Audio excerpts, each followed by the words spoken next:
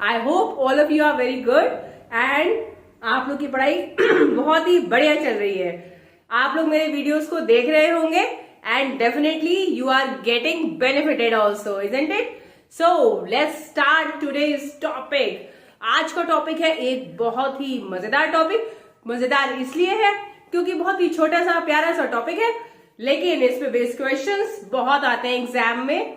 कोई भी कंपटीशन हो, कोई भी आपका टेक्निकल एग्जाम हो, इस पे बेस्ड क्वेश्चंस ना आए ना भाई ना, ऐसा नहीं हो सकता।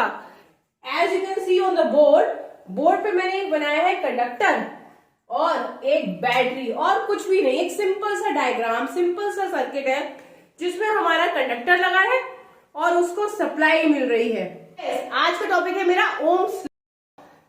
When we are moving towards electronics and हम लोग बात करते हैं करंट की, रेजिस्टेंस की, वोल्टेज की, then the first and the prior importance या first हमारी foremost requirement होती है that we should relate the voltage and current। कोई भी वोल्टेज, कोई भी कंडक्टर या कोई भी सर्किट भी अगर हम बात करेंगे तो वहां पे वोल्टेज की बात जरूर होगी। किसी भी सर्किट की बात आप करेंगे तो उसमें करंट की या फिर विद्युत धारा की बात ना हो तो वो सर्किट ही किस काम का, जहां पे करंट का फ्लो ना हो। तो किसी भी सर्किट की अगर हम बात करेंगे then definitely we have to talk about voltage and we have to talk about the current. So because they too are very very important. Voltage और करंट तो हर सर्किट में होता ही है। अब आप लोग मुझे बताइए, आपके घर में जब लाइट आ रही होती है, light I should also say electricity, जब आपके घर में लाइट या इलेक्ट्रिसिटी आती है, अच्छा वोल्टेज आता है, 220 वोल्ट आ रहा है ना, 200 से 220 के बीच में आता है, देन आप लोग को लगता है हाँ बढ़िया वोल्टेज आ रहा है, सब चीजें अच्छे से काम करती हैं। और अगर बहुत ही लो वोल्टेज आता है तब क्या होता है? अगर लो वोल्टेज आता है तब तो कई बार तो इतना लो होता है लगता है लाइट आ ही नहीं रही है ना, करंट फ्लो ही नहीं हो रहा, बल्ब नहीं जलता, बिल्कुल हल्का बहुत ही लाइट बल्ब जलता है, फैन नहीं चलता, हमारी इलेक्ट्रिकल अप्लायंसेस काम नहीं करती, बल्कि हमें हमारे पेरेंट्स इंस्ट्रक्शंस देते हैं कि अभी आप कोई भी हाई वोल्टेज वाली अपनी मशीन को या किसी अप्लायंस को यूज ना करें। क्यों कहते हैं ऐसा? Because of this law, when we are getting a very good voltage, जब हमारा वोल्टेज बढ़िया आ रहा है तो करंट अच्छा फ्लो करता है, हमारे अप्लायंसेस बढ़िया काम करते हैं। जब वोल्टेज लो आता है तो अप्लायंसेस को सही से करंट की फ्लो नहीं मिल पाती, करंट की सप्लाई नहीं मिलती और वोल्टेज के साथ साथ करंट भी लो हो जाता है। So that is what is this law about. Ohm was a scientist जिनका पूरा नाम था जॉर्ज ओम। तो इन्होंने ये लॉ दिया है इलेक्ट्रॉनिक्स का, बहुत ही इंपॉर्टेंट, इलेक्ट्रॉनिक्स नहीं रादर इलेक्ट्रीशियन का एक बहुत ही इंपॉर्टेंट कॉन्सेप्ट है that wherever current is flowing through a conductor, अगर किसी कंडक्टर से करंट फ्लो करता है या विद्युत धारा प्रवाहित होती है कंडक्टर एलिमेंट से, तो उसके दोनों पॉइंट्स पे जो करंट, दोनों पॉइंट के बीच में जो करंट फ्लो कर गया, आई करंट, और इन दोनों पॉइंट्स पे, इन दोनों एंड्स पे जो वोल्टेज होगा दैट इज V वोल्टेज है, अगर तब वोल्टेज जो है वो I के डायरेक्टली प्रोपोर्शनल होगा। ओम gave us law कि through when current is flowing through a conductor, the voltage across the two points is directly proportional to the current that is flown। Hindi में भी बता देती हूँ, परेशान मत होइए। जब इस कंडक्टर के थ्रू विद्युत धारा प्रवाहित होती है तब इस कंडक्टर के दोनों एंड्स के बीच में जो वोल्टेज ड्रॉप होता है वो विद्युत धारा के समानुपाती होता है। जैसे जैसे वोल्टेज की वैल्यू बढ़ेगी वैसे वैसे करंट की वैल्यू बढ़ेगी। अगर आपका वोल्टेज अच्छा है, हाई है, तो आई भी अच्छा मिलेगा। अगर आपका वोल्टेज लो है तो आपको करंट भी लो मिलेगा। जैसे वोल्टेज बढ़ता है करंट बढ़ता है, वोल्टेज कम होता है करंट कम होता है। अब अगर वोल्टेज बहुत ज्यादा आ गया, भाई बहुत प्रॉब्लम हो गई, there should be something to regulate to current the flow of, sorry there should be something to regulate the flow of current in your appliances. अगर बहुत हाई वोल्टेज आ रहा है तब करंट को रोकने के लिए भी तो कोई होना चाहिए, करंट को कंट्रोल भी तो करना चाहिए। दूसरी चीज, हम वोल्टेज और करंट को इस सिंबल से, इस प्रोपोर्शनल के सिंबल से रिलेट कर रहे हैं। अगर हमें इसकी इक्वेशन बनानी हो, क्वेश्चन करने हो, तब इसको हम ऐसे लिख देंगे, जिसमें एक हमारा नया टर्म आ गया, एक नया टर्म, एक नई बात। ये टर्म है हमारा रेजिस्टेंस, जिसकी वैल्यू है हमारी कांस्टेंट। ठीक है, जो भी कंडक्टर हमारे सर्किट में लगा होता है, तो हर डिफरेंट मटेरियल, कंडक्टर का जो मटेरियल है, वो कंडक्टर जो यूज हुआ है सर्किट में, तो उस मटेरियल का रेजिस्टेंस सबका अलग अलग होता है, इसीलिए। और ये सर्किट के वोल्टेज या करंट के फ्लो से चेंज नहीं होगा, तो इसीलिए कहते हैं कि रेजिस्टेंस हमारा कांस्टेंट होता है, जिसको हिंदी में हम कह सकते हैं नियतांक।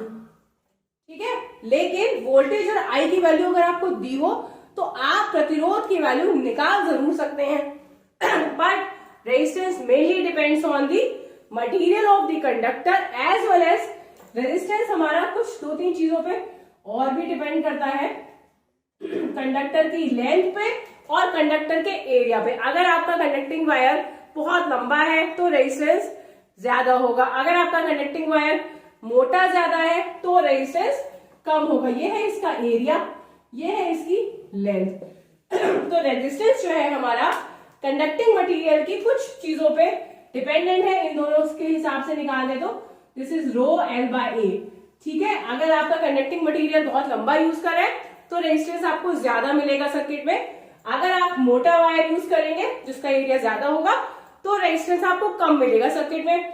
और अगर आप कम एरिया वाला, मतलब बिल्कुल पतला सा वायर यूज करते हैं, तो रेजिस्टेंस हाई मिलेगा। सो ये कुछ प्रॉपर्टीज या कुछ बातें हैं जो रेजिस्टेंस की आपकी कंडक्टिंग मटेरियल पे डिपेंड करती हैं या उस वायर पे डिपेंड करती हैं, that is used in your circuit. So पर हम लोग आ जाते हैं अपने ओम्स लॉ पे। ये जो फॉर्मूला है ये हमारा ओम्स लॉ है, V is equal to I R. ये इतना इंपॉर्टेंट फॉर्मूला है, इससे आप I की वैल्यू भी निकाल सकते हैं और R की वैल्यू भी निकाल सकते हैं। एक बार आपको फॉर्मूला पता चल गया, फिर आप तीनों की वैल्यू निकाल सकते हैं आराम से। इस पे बेस्ड बहुत सारे क्वेश्चंस एग्जाम्स में आते हैं, जो कि होते तो बहुत ही सिंपल है, क्योंकि फॉर्मूले में आपको 3 चीजें हैं, तीनों में से 2 तो दी होंगी, एक आपको फाइंड आउट करनी है। बट इसके जो यूनिट्स यूज होंगी उसमें आपको थोड़ा सा घुमाने की कोशिश करी जाती है। So let's move towards the question और देखते हैं कि कैसे ट्रिकी क्वेश्चंस हम लोग को मिल सकते हैं एग्जाम्स में। So let's come to the question. एक क्वेश्चन लिखा है मैंने बोर्ड पे, an electric heater draws 3.5 ampere from 110 volt source. मतलब ये कह रहे हैं कि एक जो इलेक्ट्रिक हीटर है उसमें हमारा, आप लोगों को अगर यूनिट्स पता है तो आप आइडेंटिफाई कर लेंगे कौन सा वाला करंट है, कौन सा विद्युत धारा है, कौन सा वोल्टेज है। तो जिसके आगे ए लिखा है, ए का मतलब है एम्पियर, एम्पियर का मतलब I. Very good. So electric heater draws का मतलब उसको इतना करंट प्राप्त हो रहा है, इतना करंट वो ले रही है। ठीक है, तो उसमें से कितना करंट फ्लो कर रहा है? 3.5 एम्पियर। सोर्स उसको कितनी सप्लाई दे रहा है? 110 वोल्ट की सप्लाई मिल रही है। पूछ रहे हैं कि आपको हीटिंग एलिमेंट का रेजिस्टेंस बताना है ना? बहुत ही सिंपल सा क्वेश्चन। अगर आप क्वेश्चन की लैंग्वेज को समझ गए देन तो it's a very easy question and आप इजीली उसको सॉल्व कर सकते हैं। देखिए V is equal to I R. V आपको 110 गिवन है, I आपको 3.5 एम्पियर गिवन है, ए नहीं लिखेंगे। सिंपल आपको R फाइंड आउट करना है, तो R is equal to 110 divide by 3.5। Point को हटाइए, ये हो गया आपका 1100 डिवाइड बाय 35। इसको आप सिंपल डिवाइड कर लीजिए, आंसर निकाल लीजिए। देखिए मैं आपको डिवाइड भी करना सिखा रही हूं। बढ़ जाएगा, जो भी आपका रिमाइंडर आएगा 15 रिमाइंडर आ जाएगा, बाकी आप इसको आगे पॉइंट में सॉल्व करते जाएंगे। तो आंसर का ऑप्शन जो है 31 पॉइंट समथिंग, खाली 31 दिया हुआ है, उसके आगे आपका पॉइंट में आएगा, तो option D is your correct answer. You have to simply क्या करना है, you have to simply divide 1100 by 35 और आप अपना आंसर निकाल दीजिए। है ना कितना सिंपल सा question. Let's move towards the next question. The next question, if a conductor supply 750 mu A, इसको हम कहते हैं म्यू ए, और इस सिंबल का मतलब होता है 10 की पावर -6। ये इंपॉर्टेंट है इस क्वेश्चन में बताने वाला। अगर आपको किसी वैल्यू के आगे ऐसे लिखा है, इसका मतलब है 750 इंटू 10 की पावर -6 एम्पेयर। इतना करंट आपका कंडक्टर में से जा रहा है। हैविंग 11 किलो ओम रेजिस्टेंस, तो आर कितना है 11 इंटू 10 की पावर 3 ओम। क्वेश्चन करते टाइम आपको इन पे बहुत ज्यादा ध्यान देना है कि आपको यूनिट में क्या चीज गिवन है, अदरवाइज आपका आंसर गलत हो जाएगा। ठीक है, what is the voltage drop across conductor. अब आप देखिए आंसर में दो आंसर सिमिलर से दिए हैं, पर आपकी डेसिमल का डिफरेंस है, और वो डेसिमल का डिफरेंस हमें इन चीजों से पता चलेगा। अगर हम इन पे ध्यान नहीं देंगे तो हमारा आंसर गलत टिक हो जाएगा, हम एग्जाम में अपने मार्क्स डिडक्ट करवा सकते हैं, है ना, गलती होने के चांसेस होते हैं। इसीलिए क्वेश्चन मैं आपको करा रही हूं इस टाइप के, सो दैट आपके ये डाउट्स क्लियर हो जाए कि जब भी न्यू लिखा हो तो 10 की पावर -6, जबकि के लिखा हो तो 10 की पावर 3 यूज करना है। आप करेंगे क्वेश्चन, अब तो कुछ बचा ही नहीं। आई पता है, आर पता है, वी निकाल लीजिए। I is equal to 750 into 10 की पावर -6 इंटू आर 11 इंटू 10 की पावर 3। आप 75 और 11 को मल्टीप्लाई करिए। 75 और 11 को मल्टीप्लाई करेंगे तो क्या आएगा 75 825। ये तो हमारे 825 और साथ में 0 भी आ गया है ना। अब ये देखिए 10 की पावर -6 और 10 की पावर 3 है, तो ये हो जाएगा आपका 10 की पावर -3। ठीक है, मतलब कि 1000 से डिवाइड हो रहा है, इसको आप लिख सकते हैं डिवाइड बाय 1000, ये भी लिख सकते हैं, है ना। तो इसका मतलब क्या होगा 8.25 volt. So your answer is option number A. यहाँ पे ये पॉइंट है, answer is option number A, है ना। कितना इजी क्वेश्चन। क्वेश्चंस आपको ओम्स लॉ पे ही मिलेंगे जो कि बहुत ही सिंपल होंगे। वहीं पे ट्रिक कहाँ पे लगी होगी, या फिर आपको जो उन्होंने क्वेश्चन में घुमाया होगा वो कहाँ घुमाया होगा, खाली उनके यूनिट्स में। So whenever you are solving questions on Ohm's law, जब भी आप ओम्स लॉ के क्वेश्चन सॉल्व करें, आप इन पे जरूर ध्यान दें कि करंट के साथ एम्पेयर में माइक्रो एम्पेयर या मिली एम्पेयर तो नहीं दिया, रेजिस्टेंस में किलो ओम तो नहीं दिया। अगर नहीं दिया तो डायरेक्टली कर लीजिए, दिया है तो आप उनका ध्यान जरूर रखें। Next move to the question number 3। If a source of 6.8 kilo ohm gets 40 volt supply, ठीक है, रेजिस्टेंस की वैल्यू उन्होंने दे दी 6.8 किलो ओम। 6.8 किलो ओम आपको क्वेश्चन में देख लेना है कि कहां पे ओम लिखा है, वही है हमारा रेजिस्टेंस, और वोल्टेज गिवन है 40 वोल्ट। तो उसको 40 वोल्ट की सप्लाई मिल रही है एक सोर्स को, जो कि खुद 6.8 किलो ओम का रेजिस्टेंस सर्किट में देता है। अब ये पूछ रहा है how much current will flow from the circuit. आपको कुछ नहीं करना, सिंपल वैल्यू निकालनी है करंट की, और करंट की वैल्यू देखिए सब में मिली में दी हुई है। तो ये, और एक चीज और कि ये तीनों सिमिलर से हैं, ठीक है, तो इसका मतलब शायद इनमें से ही कोई आंसर होगा। सॉल्व कर लेते हैं। V equal to I R formula होता है, मतलब I equal to V upon R हो गया, है ना। बहुत ही सिंपल क्वेश्चन है। 40 को आप 6.8 से डिवाइड करिए, साथ में किलो दिया है, इसका मतलब 10 की पावर 3 भी दिया हुआ है।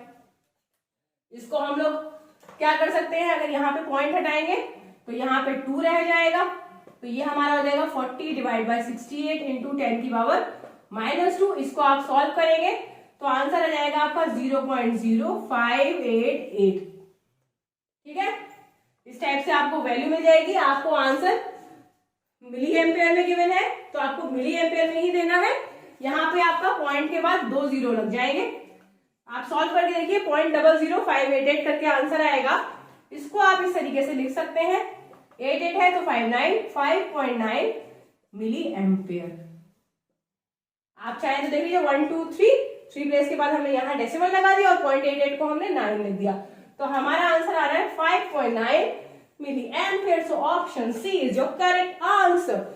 सो आपने देखा सारे के सारे क्वेश्चन ही बहुत सिंपल थे, डायरेक्ट फॉर्मूले बेस्ड क्वेश्चन है। सिंपली आपको यूनिट्स का ध्यान रखना है कि किलो है या मिली है, और क्वेश्चन में कुछ भी नहीं है। लेकिन ऐसे क्वेश्चन एग्जाम्स में बहुत ज्यादा आते हैं, बहुत सिंपल होते हैं लेकिन थोड़े से ट्रिकी भी होते हैं। अब हम अपने वीडियो के असाइनमेंट पार्ट में मूव करते हैं। तो नेक्स्ट क्वेश्चन है असाइनमेंट, जो आप करके मुझे कमेंट करेंगे। नेक्स्ट क्वेश्चन आपको असाइनमेंट करना है। ऑल्दो मैंने 3 ही क्वेश्चंस कराए हैं इस वीडियो में, लेकिन क्योंकि बहुत सिंपल क्वेश्चंस हैं, आपको इसी तरीके के क्वेश्चंस मिलते हैं, तो तीनों क्वेश्चन में मैंने अलग अलग चीज बताई है, उसका कॉन्सेप्ट आप यूज कर सकते हैं। जब भी आप प्रैक्टिस करें, you can always watch my video so that आपका कॉन्सेप्ट क्लियर हो जाएगा। और ऐसे क्वेश्चन अगर आपने 3 कर लिए तो आपका ये टॉपिक आराम से कवर हो गया। ठीक है, तो अब आप क्वेश्चन असाइनमेंट वाला सॉल्व करिए। A circuit limits current to 3.6 milli ampere. इसमें एक वर्ड यूज करा गया है लिमिट्स। ठीक है, तो ये कह रहे हैं कि एक सर्किट है जिसने करंट को 3.6 मिली एम्पियर पे लिमिट कर दिया, मतलब इतना ही करंट जा रहा है फ्रॉम अ 12 वोल्ट बैटरी।